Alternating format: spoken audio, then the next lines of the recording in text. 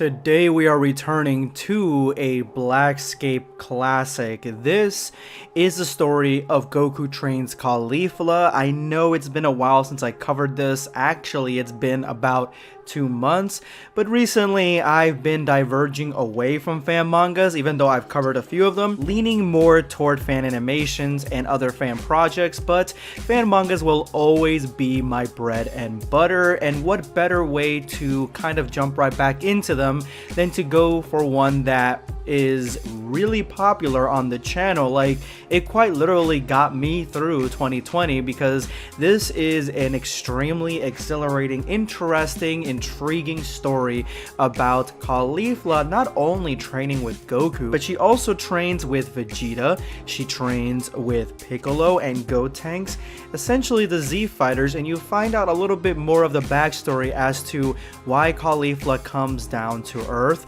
and why she is even there in the first place, which in my opinion, it is all very intriguing. So with that being said, I'm excited to jump right back into it, especially since a lot of you guys have been asking me, where are the new chapters? There are some pages there. Are you going to cover them? Are you going to translate them? And again, I've been putting it off so much so that there are actually like 4 brand new chapters, 4+ I think, with a couple more pages on there that I'm definitely going to cover today and continue this story, because last we left off, Caulifla is on planet Vampa and she is about to train with the one and only legendary Super Saiyan Broly. Lemo comments that there are a lot of people on planet Vampa right now and this isn't entirely the best place for a picnic. And that is when Broly recognizes Vegeta right off the bat. He's the first one he notices, and he is a little bit startled, but Vegeta realizes that he has caught Broly's attention and says, "Oh yeah, that's right. You have a grudge against me. Would you like to take care of it now?" Leaving Broly to begin to transform into the Hikaru state until Chilai snaps him out of it. Chilai reiterates, which is probably something that she said before, that Broly, you have a grudge against King Vegeta, not the son, the father. So don't forget that whenever you see Vegeta, because you are going into Hikaru. And that is when Goku essentially tells Vegeta the same thing: stop provoking Broly, we're not here for that. Leaving Chilai to ask, then why are you here? Coolly. Chilai hasn't totally warmed up to these guys yet. Goku stammering an explanation as to why they're there. Kaba leans over to Caulifla and asks, what do you think of him? And Caulifla, right off the bat, for the first time ever in this season, in this series, she says, I don't think I can beat him. And she has not said that about anyone that she has faced against. And she's fought the Titans of planet Earth. But Broly, she doesn't think she can defeat him. Looking over at Kale's worried expression, Caulifla asks, what's up? And Kale responds with nothing's wrong. But that's not what Caulifla asks. She asks what's up, not what's wrong. So she realizes that there's something going on there. And that is when we find out that there is an interloper, a spy from the Frieza Force, watching the entire interaction take place. I'm assuming that he is there watching Broly and Chilai and Lemo, because Frieza said that they're going to keep an eye on them, so of course leaving a scout there makes sense. But it's cool to see that this small little dialogue from Frieza at the end of the Broly movie actually bears some fruit in this manga. Chilai, looking adorable in the design from DBZA, the author of this manga, says, I shouldn't even let you fight Broly. And Goku asks, quite sincerely, why? Can he not control his power yet, or can he control his power yet? Goku says he's not going to force Broly to do anything or Chilai to do anything that they're not comfortable with. He's not going to force him to train with them, but he says that it is up to Broly to decide, not Chilai, Broly. So I understand where Goku and Chilai are coming from. Chilai has gotten a little bit protective over Broly and a little bit possessive, kind of, specifically at the end of the Broly movie, but it's to be understood. I mean, she loves Broly, even though they're not going out at this point, and she actually saved his life, so I can understand what's going on. Plus, these guys almost killed Broly in the movie, so I understand that, but Goku has a point. You can't decide these things for him. You're not his mom, you're not his dad, You're just his girlfriend, but not really? Chilai stares at Caulifla and asks, who even are these guys? Caulifla responds with, it's a long story. With a smug smile, Caulifla says, I'm the same as Broly, leaving Lemmo to freak out. Wait a minute, you guys can't be Saiyans, are you? Man, how many survived after the explosion of Planet Vegeta? Kaba says he'll explain all of it much later because they're not gonna go into all that right now. She walks right up to Broly and says, Goku's right, you can't tell somebody to fight or not to fight. They must choose that on their own, which is a really interesting thread here because Broly has only been told what to do by his father for his whole life. So again, it makes sense that they're asking him to fight, but also makes sense that Chilai doesn't want him to. Kale stands up and says, I understand that you don't like to fight. I understand you don't want to fight or you don't want him to fight. But sometimes it's about what you're fighting for that makes a difference. I am the same as you. I don't like to fight, and I was taught to fight for someone other than myself, and that was a decision I had to make. Kale coming in clutch with this talk for Broly makes it a little bit more clear that they are very, very similar, even though Chilai is giving her the death glare. Now I finally understand it, says Vegeta. Kale responds, understand what? It's quite simple, and I may be a little bit off, but hear me out. You two are not only just similar in character, but you are similar in Saiyan being, because you two are mutant Saiyans. You guys say you are Saiyans, but yet you don't have a tail. Kaba responds to Lemmo that we don't grow tails on Universe 6. We used to a long time ago, but not anymore. Lemmo responds, Universe 6? Essentially, just think of it as a universe parallel to this one with minor changes.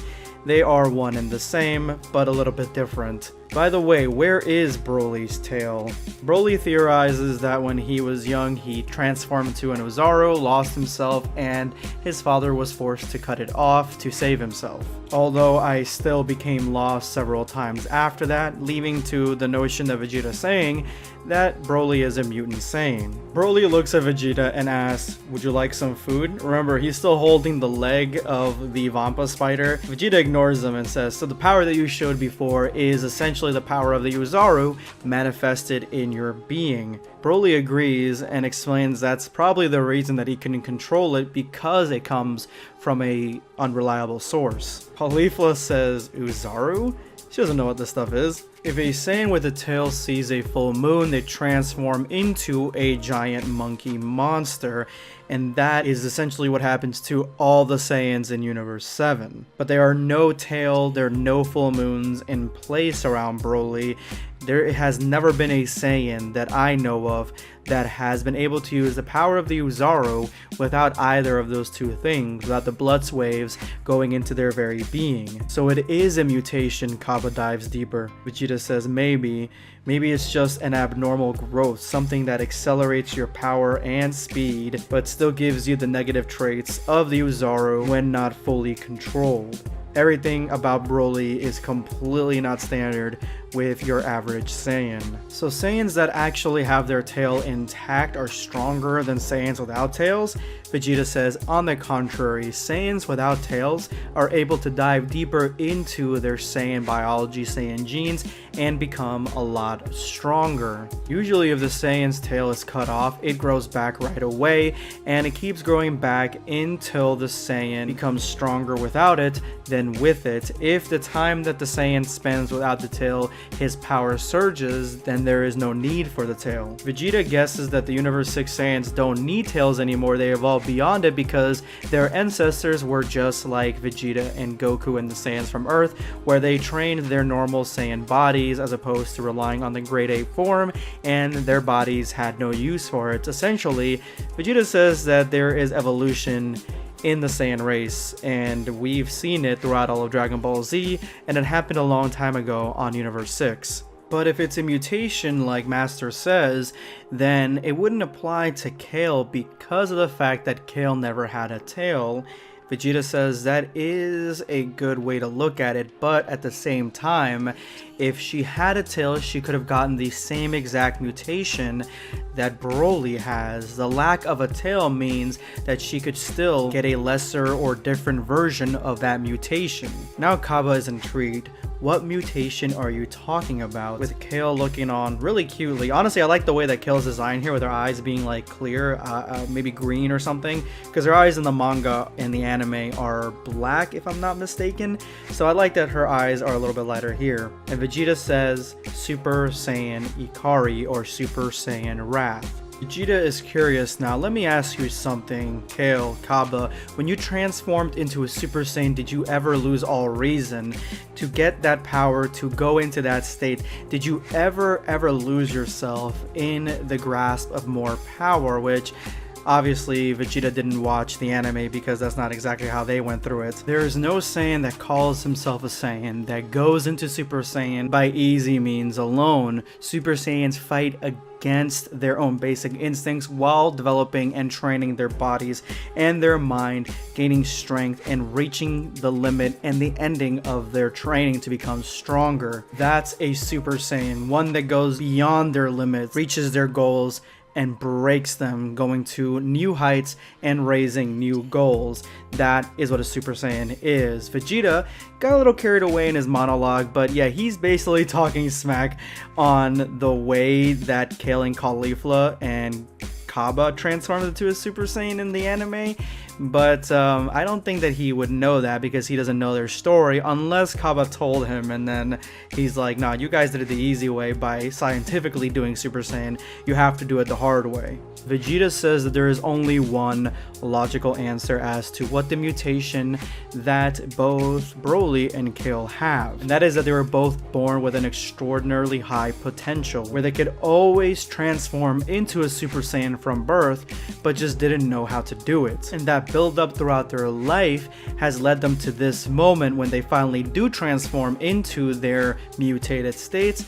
They cannot control it at all. So basically learning how to control this or transform into a Super Saiyan much earlier on, maybe when they were children like Goten and Trunks, they would have a better control over the Ikari and the Berserker state at this point in time. They both met the conditions to transform into a Super Saiyan at birth. That is what their mutations underlies. That is what the mutations are. Caulifla mentions that she was able to control Kale herself. So is there really a big difference between the same mutation just from different universes? Kaba elaborates that the big monkey transformation, the age, the environment, the fact that Kale grew up with Kaba and Caulifla as acquaintances, or specifically as Caulifla as her best friend, all those situations made it so Kale could easily be controlled by Caulifla. Broly, on the other hand, seems to have been alone on this planet by himself with his father. Kale had a long life of communication with other Saiyans and her sister, her friend, but Broly only had this harsh environment and a harsh upbringing. Vegeta really doesn't know anything about that. He says he only is talking about the knowledge of the Saiyans that he knows, but at the end of the day, this is all speculation. Lemmo looks at Chilai and asks if she's okay. She's been quiet the entire time throughout this story, but these are the facts of the Saiyan lore. These are the facts of Broly's upbringing. Lemmo knows that it's difficult for Chilai to listen to this stuff because of the fact that she loves Broly so much, but it is what it is, and that is Broly's backstory, with Chilai acknowledging that fact, but it's still difficult for her to hear. Broly looks at Chilai and asks that she basically decipher and make the story that Vegeta and Kaba were saying easier for him to understand because he really doesn't understand. And Chilai looks at him and smiles and says, yes, I will later. Caulifla looks over at them and says, well, at least he has friends now.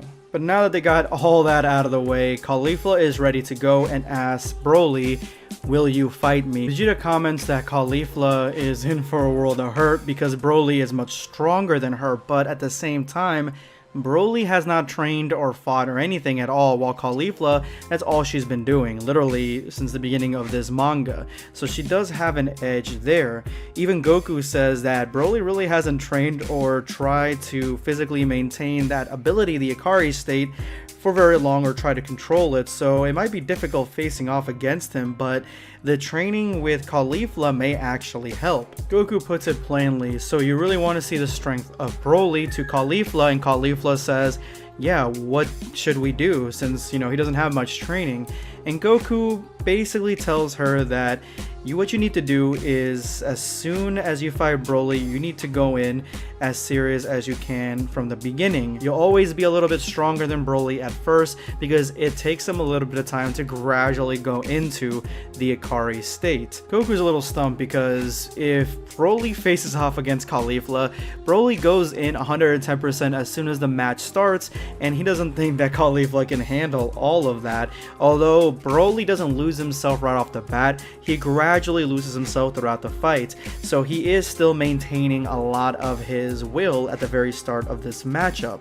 But if Caulifla goes in 110% right off the bat, then she may actually stand a shot to go toe-to-toe with Broly for a little bit until his power escalates. But Vegeta even says sarcastically that if Broly goes anywhere beyond a certain limit, he will be far stronger than Caulifla would ever hope to be. Goku exerts that the closer their powers match up at the start, the better chances that Caulifla will have to survive the entirety of the fight, however brief it may be. Goku is certain that Caulifla, at the very start, she could have a good amount of power going into it where they would actually meet eye to eye. But Goku does reiterate that he was worried before about this matchup, but at the same time, Broly's not a bad guy, so he doesn't think anything horrible is going to happen. Well, it can't be helped. This is a matchup against two Saiyan warriors. This is the fight that Caulifla has been searching for, and she is not going to hesitate in this battle, and she asks Broly not to hold back, which is a radical mistaken error. Without warning, Caulifla strikes Broly, surprising him as to how fast she actually is. He tries to attack back, but Caulifla easily dodges it, striking Broly again and dodging his blow, so she is on the offset quite faster than Broly. The kick that Broly blocked is easily grabbable, and he throws Caulifla right into the side of a cliff. And before Caulifla can even try to get up, he charges her point blank range, leaving a smile on Caulifla's face. But again, being much faster, she pops up right underneath him and kicks him right in the chin, rising up above him to come down with a pile driver. But within seconds, Broly double blocks it with his arms, and Caulifla sees the difference between her version of Berserker and the Universe 7 variant, and that is Hikaru. And one punch sends Caulifla flying as she struggles to regain her composure. Broly quickly follows it up with a devastating blast attack. Transforming into a Super Saiyan, she quickly grabs the blast and kinda just throws it away, to Broly's shock, as she yells to Broly focus because she's coming back in and she's trying not to get him while he's still shook. And it looks like she didn't actually throw it away, she held onto it and threw it right back at Broly as it explodes right in his face. He obviously blocked it, and Caulifla, as her hand is shaking, she says she absolutely felt that. Broly stands there with not even a scratch on him as Vegeta comments that nothing seems to be working, not even his own blast thrown at him. He is too tough. Kakarot, we should be on the lookout for Super Saiyan Hikaru. And Goku says, yup. And it looks like they are there for full support if Broly loses it and decides to go a little bit more into this battle with the Hikaru state. They want to prevent the risk of possibly losing Caulifla to complete and utter eradication. Anyway guys, I hope you guys enjoyed this extra long video for today. Let me know in the comments below what you guys thought of this fan manga and the fight between Caulifla and Broly. Is it believable enough for you? Because this creator, she strives for believability, and I definitely think that it was there. It was definitely there to a certain extent, and I definitely like that Caulifla was faster on the onset. Broly is a little rusty, but yeah, Caulifla is about to see the full power of Hikaru. Anyway, if you really made it to this point of the video, you are now part of the official hashtag end of video squad. You guys should be extremely proud of yourself because I rarely make long videos like this. Make sure to drop that comment with that hashtag for a chance to be featured in my next video. Today I'm going to be responding to Bryce Glover. I want Vegeta to Hakai Frieza if he is in this arc. In the Granola arc, Vegeta, I mean, I think that he probably should Hakai Frieza at this point, but there should be some ramifications for doing so. Since we've been bringing this character back, there has to be something that really changes the dynamic of the universe if he is permanently destroyed forever with Hakai. I think that there should be something, some lasting effect there, like this would be a perfect time to bring in some family members from Frieza who want revenge on the Saiyans, and I don't know, maybe that's too much Frieza race versus Saiyans in my opinion, but something along those lines. Let me know in the comments below what you guys think of this comment. This is going to be Blackscape signing off. Take care, guys. Subscribe for more content. Or perish.